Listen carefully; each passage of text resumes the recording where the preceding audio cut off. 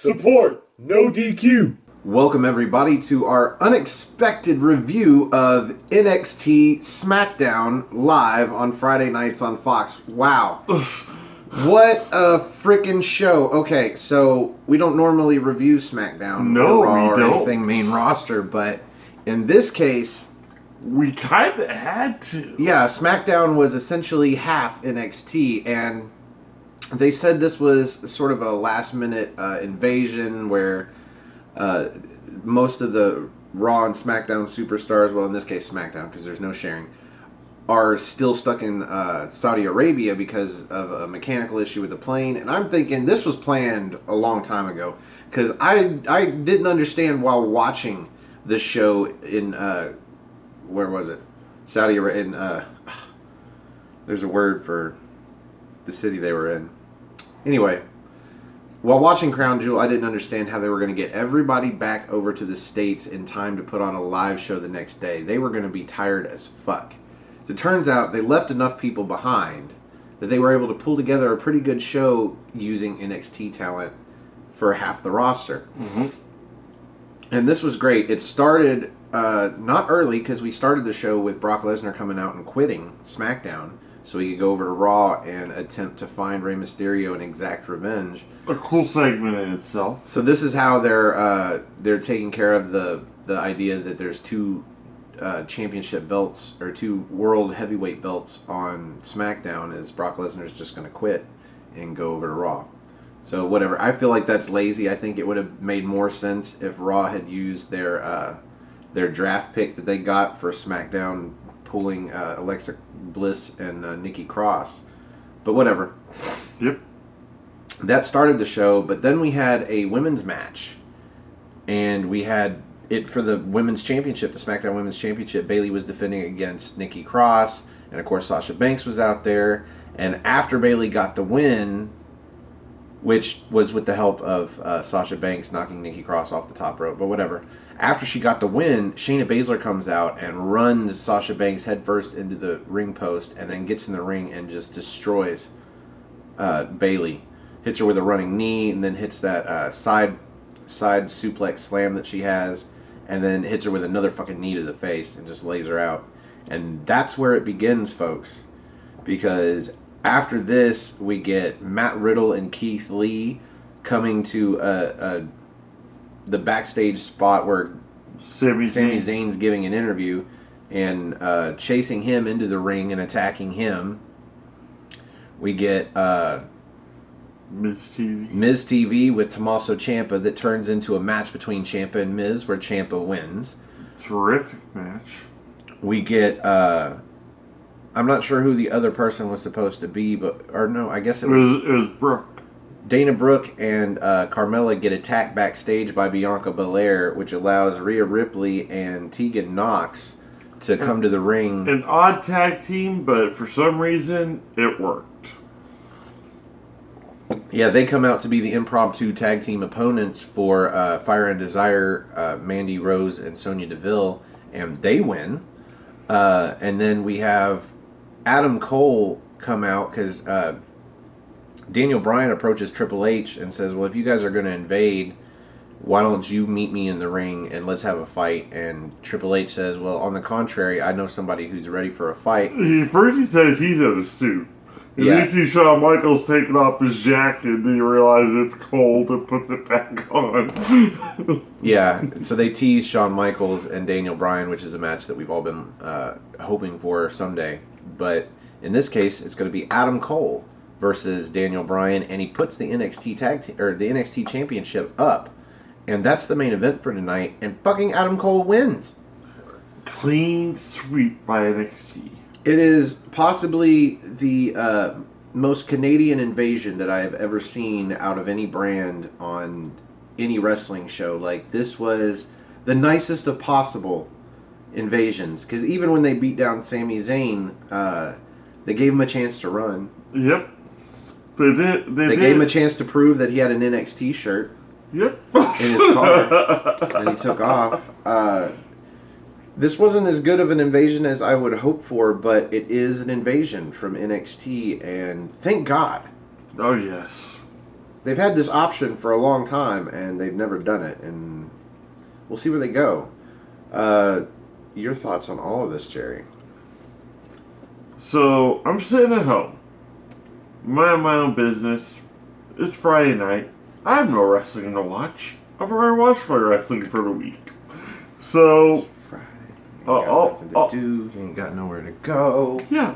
All of a sudden, my phone starts buzzing from the NXT chat room. And all I'm reading is, I wonder if Jerry and Stefan are watching this. I wonder if they're going to cover this. I'm like, what the hell's going on? Yeah, what the shit? And then everything starts popping up, and I'm thinking, oh God, Stefan, wake up. Wake up, Stefan, wake up. Because he's out cold. And I've been pretty much up all day, but for this to occur, it's lightning in a bottle, is what it is. Because from what I gather, Kofi Kingston arrived in Buffalo, like, right after the show ended. So, their plane landed after the show was said and done with. So that adds more to your theory about the whole, this being planned out and everything. But if that's not the case, this is kind of a blessing in disguise, I believe, for SmackDown and NXT. Because SmackDown actually lost to AEW this last week in the ratings. And NXT's ratings have been kind of sluggish, or kind of going down, since they actually went, started doing their live show on USA compared to how they were on the WWE Network. This gave a springboard to so many people that haven't watched any NXT wrestling to see what's going on with these guys here, to show who we're going to be seeing in the future of the WWE, for one, and two, they're setting up for Survivor Series, and they're also setting up for NXT Wargames at this point as well. So we're getting a whole bunch of great wrestling action in November, and this was a great launching pad for it. Well, now you mentioned Wargames, and I feel like this tiny bit undermines Wargames, because at the very end of the show we see everybody that's there from NXT in the ring, and you have in the same ring Rhea Ripley, Tegan Nox, and the other member of Team Kick, Dakota Kai, in the same ring as Shayna Baszler, all posing it, and it's like,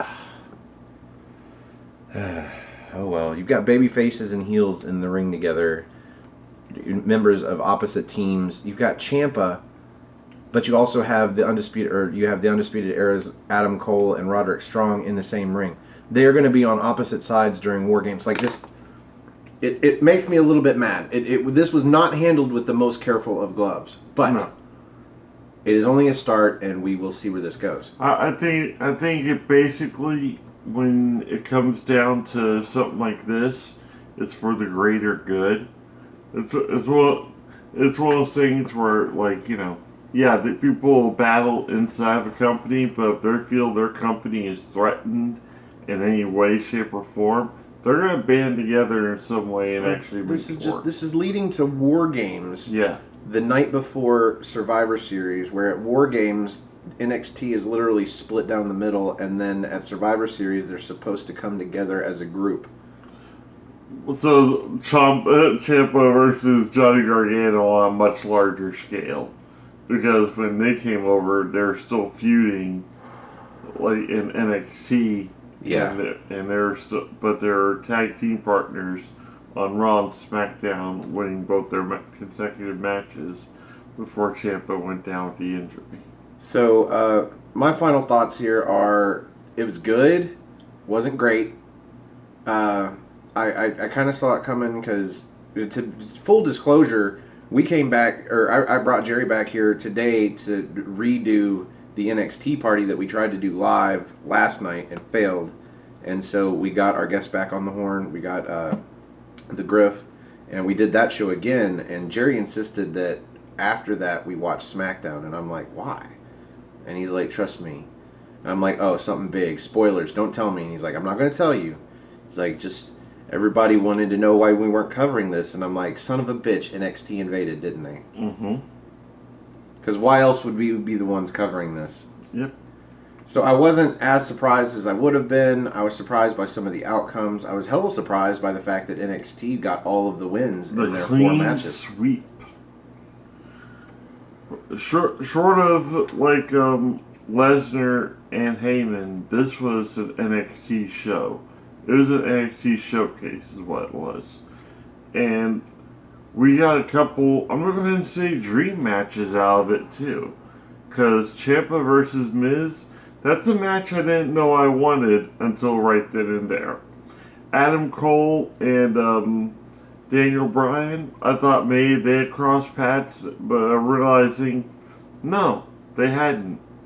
And what was really cool about that match was the fact that Daniel Bryan was trained by Shawn Michaels at the Academy. And Shawn Michaels has taken Adam Cole under his wing in NXT. So it's pretty much like oldest pupil with newest pupil, and they got to battle it out with the newest pupil actually beating Daniel Bryan, and not only just beating Daniel Bryan, beating him clean. Yeah, no shenanigans. I was expecting this match to end with all of NXT to come out and beat down Daniel Bryan. Yeah, this could have ended with like a full-on battle royal at the end. No, it ended with NXT standing proud in the middle of the ring. But it's going to be an entirely different story at Survivor Series when it's Adam Cole versus Brock Lesnar versus The Fiend. That's a little bit different. I see a lot of triple threat matches happening at the next pay-per-view. And that's something else that came up in the armbar area when they started talking about Raw and SmackDown versus NXT, and Colin was mentioning, these potential triple threat matches. I'm like, all it is going to be Vince McMahon controlling the thing and NXT looking inferior. So, for them to have this shining moment tonight, I wanted to document this. I wanted to make sure we got this on film, because I think we may have seen one of the greatest SmackDowns ever. I really do. At least, like, this harkened back to me from when ECW was invited by Vince McMahon to come to the Manhattan Center. Back in '97? Yes. Back when ECW wasn't so, we're going to call it pussified. And you had your Dudley still under tie-dye and whatnot, and Tommy Dreamer and all of them showing up. And it had that really cool, I won't say, it was an invasion, yeah, but it was a kind of a welcomed one. They didn't really show the crowd really enjoyed the NXT guys. Oh yeah, it was the best crowd reactions I've seen out of a couple episodes of SmackDown I've watched in ages. And if this is the direction they're going to go for right now, awesome. But I think what's going to happen is come Raw, they're going to go right back to shitty television, and SmackDown for shitty television. So he was highly impressed. I was I was a little bit surprised and a little bit impressed, but for the most part, I just consider this at the very least a good beginning. Yeah. And we'll see where it goes. So that's our thoughts on the NXT invasion of SmackDown. We'll see if this continues on Raw on Monday. Yeah. I hope so. I hope so. It was still awesome. So you can find me on Twitter. Go to nodq.com/Stefan. That's STEFAN. Or if you just want to look me up on Twitter, it's at Stefan R. Osborne, OSBORNE. As always, the R stands for restricted. You can also find the gentleman on Twitter at NoDQ General, and also my Facebook group Armbar, all capital ARMBAR. The exclamation point. Making this quick, like memes, shit, good. Yeah. Add us on Armbar, not on Facebook. We won't add you unless you want to become a member of the NXT team and come on, get on the big screen and help us review a future episode of NXT UK. You can do that. Leave a comment down below if you just have an email address. We'll get back to you. Go ahead and put your thoughts on the show. Where you see it heading? Do you think it was handled properly? Whatever. Yeah, if you like our video, click the like button over here underneath me. If you like all of our videos, click that subscribe button. I believe this is going to be an Aftermatch exclusive, so go ahead and click the bell icon, because we are going to try to go live with the NXT party again next week, and we will see what happens. If not, we'll just record it again. But anyway, so subscribe and click the bell icon. That'll let you know when we go live. You can also find me on Instagram at osborne.stefan. And you can find me on Patreon now at Stefan R. Osborne. So if you'd like to come help out with the cost of running this show, just next week you guys are going to see when I have the ChromaCast green screen up. Yeah, we do try to make the show better, more enjoyable. We had complaints about our set, so I'm going to see what I can do about that. So anyway, I think that's all the plugs. For the General Jerry Slaughter, the gentleman. Either way, General, whatever. I'm the Wizard of No DQ, Stefan Osborne. Thank you for joining us, and we will see you in NXT time.